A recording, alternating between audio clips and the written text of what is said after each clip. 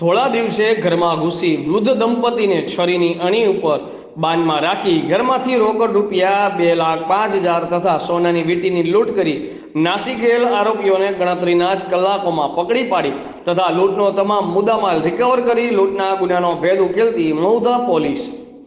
તારીખ 1/4/2025ના રોજ મૌધા પોલીસ મથક વિસ્તારમાં મૌધા ટાઉન ક્રિસ્તી ફળિયામાં રહેતા ફરિયાદી જેઠાભાઈ પુંજાભાઈ મકવાણા તથા પેન્શનના બચત કરેલ રૂપિયા 2,05,000 પોતાના ઘરે તિજોરીમાં મૂકેલા હતા તથા પોતાના હાથમાં સોનાની વીંટી પહેરેલ હતી અને પોતાના ઘરે જમી પરવારી બપોરના 1:30 વાગ્યાના અરસામાં ઘરે બીજા માળે ટીવી જોતા હતા તે દરમિયાન લૂંટારુઓ દ્વારા લૂંટ ચલાવવામાં આવી હતી, પરંતુ ગણતરીના કલાકોમાં જ મહિધા પોલીસે લૂંટારુઓની અટકાયત કરી હતી।